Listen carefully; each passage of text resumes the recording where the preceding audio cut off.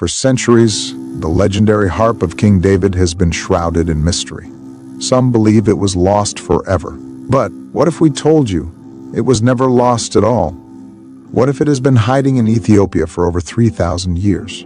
Prepare to be astonished as we unveiled the begena, an ancient Ethiopian instrument with unbelievable similarities to the biblical harp.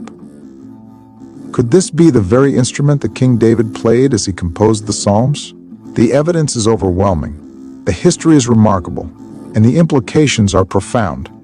Let's embark on a journey through time, faith, and music, uncovering a sacred link between King David, ancient Israel, and Ethiopia's enduring spiritual tradition, the biblical kinnor versus the Ethiopian Bagana. To understand the begena, we must first examine the kinnor, the harp King David played, as described in the Bible.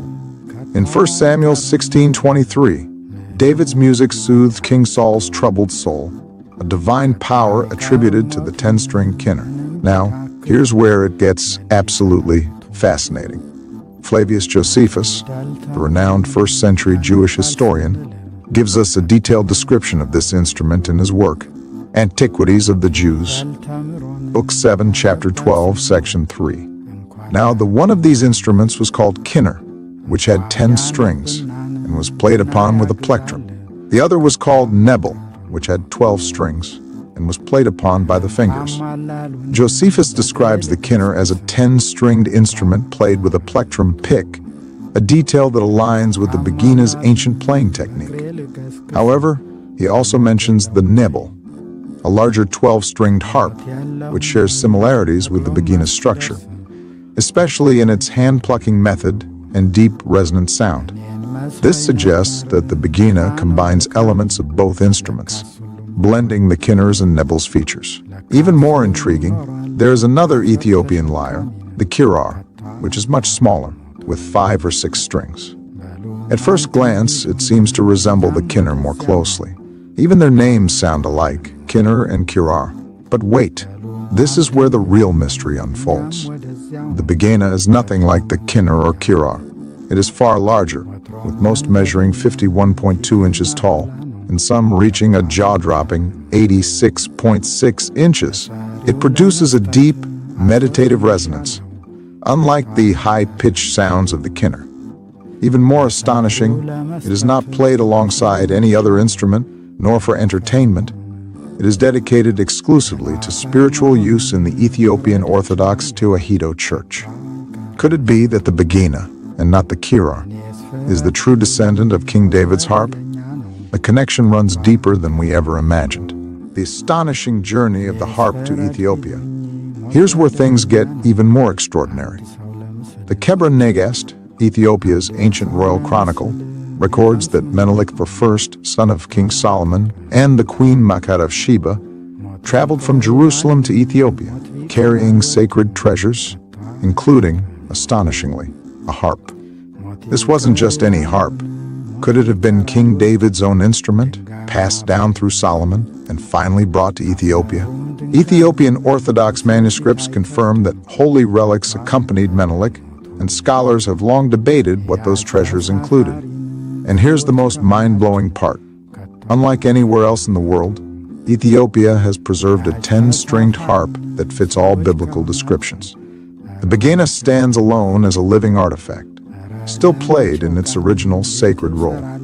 Coincidence or divine preservation? The name begena and its biblical connection. The name begena itself reveals an even deeper mystery. The term begena is derived from the Ethiopian word bagana, meaning to buzz, pluck, or play a stringed instrument. This is strikingly similar to the Hebrew word Nagan, which means to play a stringed instrument to make music, a word repeatedly used in the Bible in relation to David's musical worship. Even the Greek translation of Nagan solo means to sing, to make melody, a term used in biblical worship and spiritual music. Could it be that the begena's very name preserves an ancient linguistic link between Ethiopia and Israel? Could it be evidence that Ethiopia didn't just inherit the instrument itself, but also its divine purpose and name? This revelation makes the begena not just an instrument, but a historical and spiritual bridge between David's biblical music and Ethiopia's sacred traditions. Ancient craftsmanship, a link to the past. The way the begena is crafted will leave you speechless. Each instrument is entirely handcrafted, from its wooden frame to its intricate carvings. The strings are made from twisted sheep intestines, the exact material used for biblical harps in ancient Israel. This technique has remained unchanged for over years. And here's a fact that will stun you. Crafting a begena of 52 inches requires the entire small intestine of a single sheep to create its 10 strings. However, for the largest recorded begena, standing at 87 inches, the process demanded an astonishing 80 sheep's intestines, meaning each string required the intestines of 8 sheep. This isn't just craftsmanship, it's a sacred art form, preserved from antiquity. Begena, the sound of heaven? If this is truly the harp of King David, shouldn't its sound reflect something divine? It absolutely does. Unlike any other instrument, the begena's sound is described as ethereal, otherworldly, deeply resonant, and capable of inducing profound spiritual reflection. In Revelation 5:8, harps are mentioned in a heavenly context. Could it be referring to an instrument like the begena? Even today, the begena is played exclusively during fasting seasons, aligning with Ethiopia's profound spiritual traditions. The Ethiopian Orthodox Church has the strictest fasting regimen of any Christian tradition, requiring 180 fasting days for lay people and up to 252 days for clergy. Throughout this period, the begena is the only instrument permitted, reinforcing its role as a vessel of deep meditation and worship. This is not just an instrument, it is an unbroken connection to the Psalms of David, the profound symbolism of the Bagana. Every aspect of the Bagana carries deep biblical meaning. The way it is played, plucked with one hand, echoes an ancient technique that may have been used by David himself.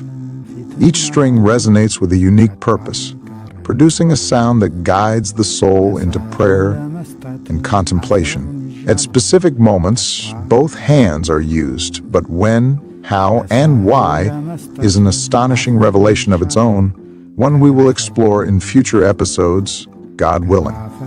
This is not just music, it is divine tradition, encoded in sound, preserved for millennia. If this history has left you fascinated, and you believe these stories must be told, here's how you can help. Support our research and content through Patreon and PayPal. Every contribution helps us continue uncovering lost biblical history. Comment below. What do you think? Could the begena truly be King David's harp? Share this video. Let the world rediscover the forgotten legacy of Ethiopia's begena. This is more than music. This is history, faith, and divine preservation, alive in Ethiopia to this day. Thank you for watching, and may the music of King David's harp continue to inspire, heal, and reveal the truth of the past.